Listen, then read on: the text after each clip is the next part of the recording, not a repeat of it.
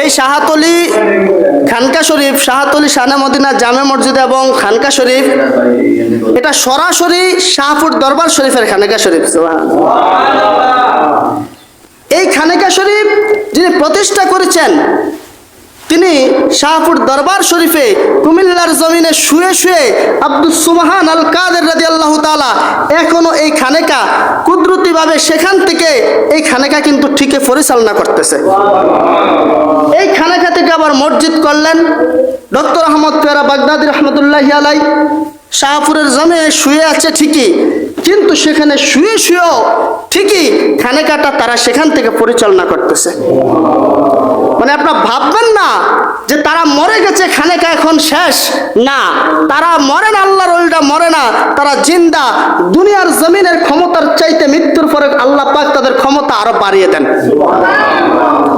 এই খানেকা শরীফের মধ্যে অসংখ্য কেরামত রয়েছে।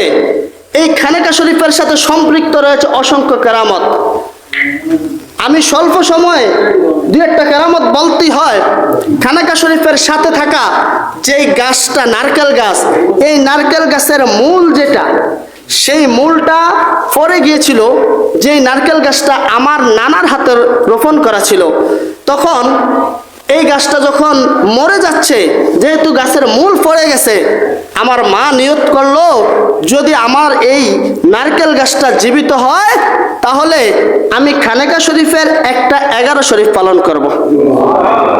এবং এই 11 শরীফের পরে যখনই নারকেল থাকবে আর খানেকায় প্রয়োজন হবে তখনই আমি খানেকা শরীফে নারকেল দেব।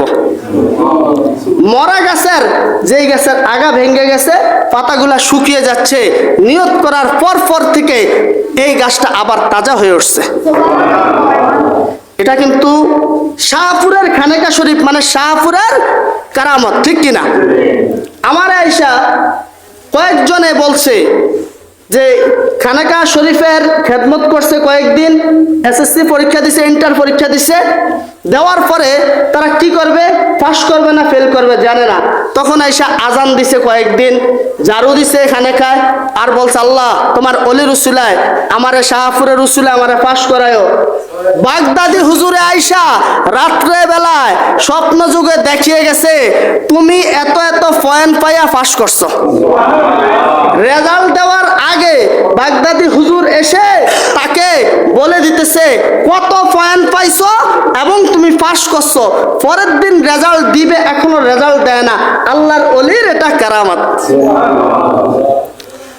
আবার অনেকে বলছে যে এখানেকার খেদমত করেছি, নিয়ত করেছি, যখনই যা করেছি তখনই তা একটা ফল পেয়েছে। সুবহানাল্লাহ। কিভাবে ফল পেয়েছে?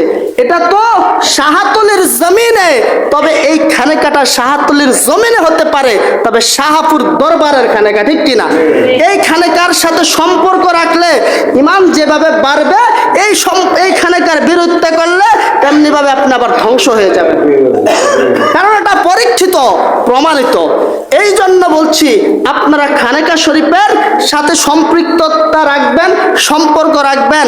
কারণ শুয়ে শুয়ে কুমিল্লার জমিন থেকে সুবহান শাহ হুজুর, বাগদাদি হুজুর, বর্তমান কাউকাব হুজুরও আমাদের এটার প্রতি নজর রাখে, ঠিক কিনা?